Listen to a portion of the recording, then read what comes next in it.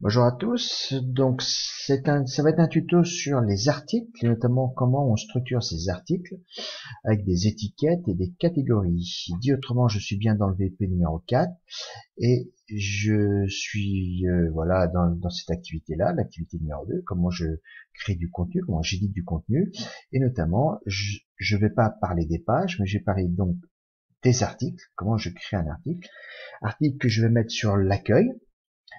Comment je structure ces articles sous la forme d'étiquettes et aussi sous la forme de catégories. Et puis aussi, vous allez voir qu'il y a un lien avec la gestion des widgets, aussi bien pour les catégories que pour les étiquettes.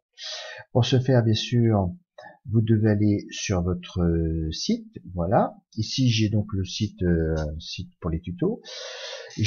Bien sûr, il faut créer des articles. Donc, j'ai créé 3 articles où je vous rappelle, vous devez avoir en page, alors je dis page, non, en accueil, puisque l'accueil, ici, vous voyez que c'est pas une page, pas réellement une page, en accueil, soit en cliquant là, soit en cliquant là, vous devez avoir exactement la même chose, exactement le même contenu, parce que l'internaute, s'il clique là ou là, il doit retrouver la même chose.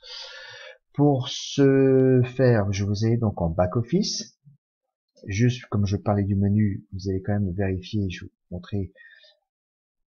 Voilà, l'accueil, c'est bien un lien personnalisé. Et le lien personnalisé correspond au site internet, à votre site internet. Donc, dit autrement, l'accueil correspond à l'adresse URL de votre site, sur laquelle, bien sûr, vous allez mettre sur l'accueil des pages plutôt d'actu. J'ai donc créé 3 articles, voilà, de l'actualité, donc parution d'un bouquin sur Johan Cruyff, la statue de Johan Cruyff à Barcelone, au Camp Nou, le stade de Barcelone, et puis une autre statue qui a été aussi érigée à la mémoire de Johan Cruyff à Amsterdam, dans son club d'origine, l'Ajax. Voilà. Comment, et donc ces articles, si je m'enfonce, ils sont pas classés, voilà, je suis obligé, si, bien sûr j'en ai que 3, mais si j'en ai une quinzaine, pour se lire celui qui m'intéresse, je suis obligé de faire défiler les 15 articles. Or, c'est pas ça que l'internaute souhaite, il souhaite vraiment accéder à l'information le plus rapidement possible, et donc vous allez utiliser le système des catégories et le système des étiquettes. Je vais aller très vite pour les catégories. Je vais donc créer des catégories. Je vais en créer 3 que je vais classer par année. Voilà. J'ajoute.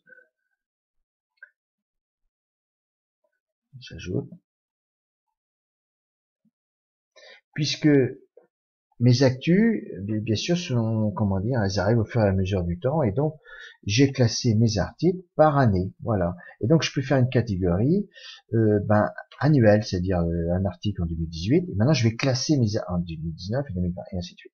Et donc je vais classer mes articles aux années qui correspondent.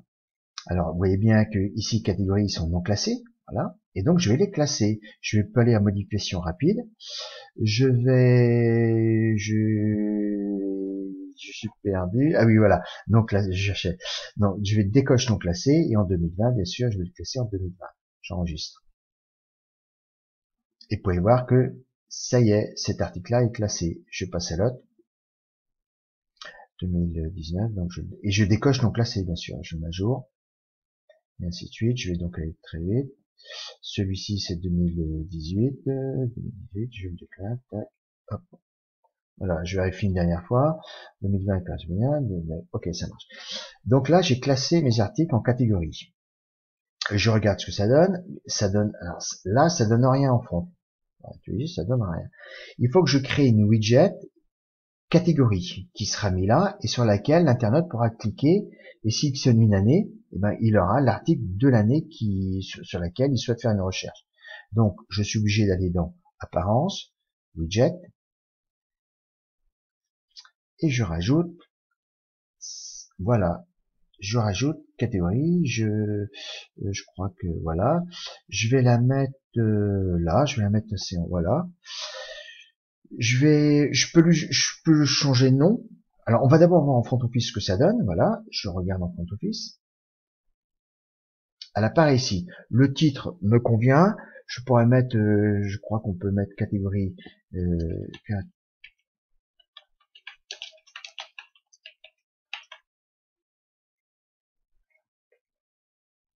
je fais une faute.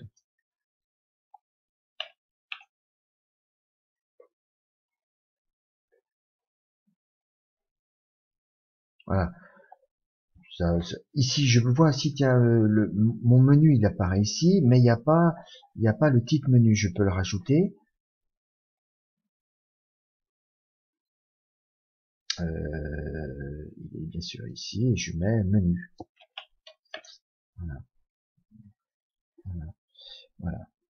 Pour que ça, voilà, pour qu'il y ait vraiment une différenciation. Voilà, voilà. Et donc maintenant, si je veux uniquement que les articles de 2018, il suffit de cliquer simplement sur l'année qui correspond, et ainsi de suite. Voilà. Et ça me permet à l'internaute de, bien sûr, si je vais plusieurs articles en 2020, je n'aurai que un ou deux articles, voilà. Mais ça facilite la lecture. Voilà pour les catégories. Maintenant, je passe aux étiquettes. Les étiquettes, c'est le fameux hashtag. Alors, je vais rajouter des étiquettes. Alors, avant, donc d'abord, je vais d'abord sur les articles. Voilà. Johan Cruyff. Voilà. C'est un article à la mémoire de Johan Cruyff, sur lequel il y a une statue. Donc je peux mettre ici, en étiquette, je vais mettre statue. Si j'en veux une deuxième, je mets virgule et je mets un blanc. Ça peut mettre aussi, ça se passe au stade de l'Ajax. Stade.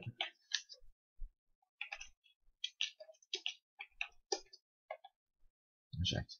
C'est dans une ville, Amsterdam.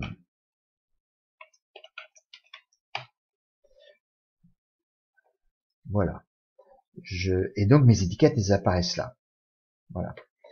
Je passe au deuxième. Ici, je vais donc aller vite parce que je pense que vous avez compris. Ici, j'ai mis statut. Alors, vous pouvez voir, voilà, vous pouvez essayer d'avoir un code. Ça se passe à Barcelone.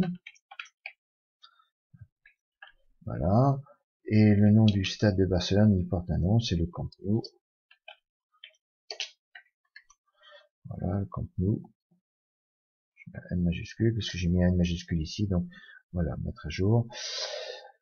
Celui-ci, modification rapide, c'est un livre. Ben, je vais mettre ouais, livre. Auto. C'est une autobiographie littéraire. Voilà. Je vais mettre à jour comme ceci. Voilà. Donc j'ai créé mes étiquettes. Il y a une qui est identique. Voilà. Je regarde ce que ça donne. Rien, puisque je n'ai pas créé une widget sur les étiquettes. Donc je vais créer une widget sur les étiquettes. Je vais donc à apparent, je vais à widget. Et elle doit être ici. C'est nuage d'étiquette de mémoire. Nuage d'étiquette. Voilà. Je la mets là. Nuage étiquette, non, ben, je l'ai pas, voilà. Je vais la rajouter là. Je vais la mettre à côté de, je vais la mettre en dessous, je vais mettre juste en dessous rechercher, en dessous rechercher, comme ça vous la verrez. Je regarde ce que ça donne. Voilà. Et là, j'ai mes étiquettes. Si je clique par exemple sur statut, j'aurai donc en principe deux articles sur les statuts. Voilà, c'est ça. Si je clique sur autobiographie, je n'aurai qu'un article puisque j'ai étiqueté cet article-là en autobiographie. Et comme nous, en principe, je n'ai qu'un article, voilà, puisque à cet article-là, je lui ai accolé une étiquette, une ou plusieurs d'ailleurs. Et donc, vous voyez comment dire, l'intérêt des étiquettes, c'était au-delà des catégories, parce que là j'ai deux catégories différentes, et ben j'ai deux articles qui sont, comment dire, qui sont communs à l'étiquette statut, et même s'ils appartiennent à deux catégories différentes. Voilà ce qu'il fallait faire. Ici, bien sûr, je peux changer de nom, je peux mettre, comme c'est un nuage, je peux l'appeler nuage étiquette, je crois de mémoire, ouais, je peux l'appeler nuage. Voilà, nuage étiquette, par exemple. Et le nom va changer ici. Voilà, ou bien pour être peut-être plus moderne, on peut l'appeler aussi Ouais, on peut l'appeler comme ça. Les, voilà, les tags, des articles, par exemple. Les tags, des articles enregistrés, je vais voir ce que ça donne.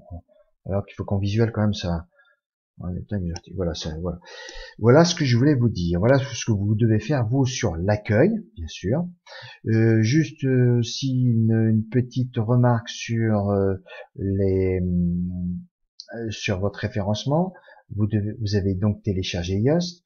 Vous devez bien sûr faire en sorte, comme vous devez faire votre site, puisque vous verrez que vous devrez faire votre site, bien sûr, les voyants doivent être soit orange, soit vert.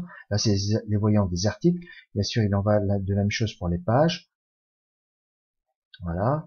Ne vous affolez pas si vous voyez un contact, un voyant rouge pour par exemple pour la fiche, pour la page contact, c'est pas très, comment dire, étrange puisqu'il y a quasiment, il y a aucun texte, donc c'est logique. Si vous voulez qu'il passe en vert, il faut simplement modifier la page en ajoutant du texte pour nous contacter, pour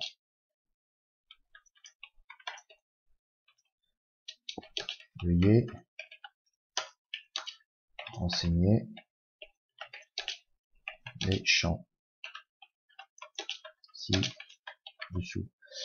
Bien sûr, je regardais pas.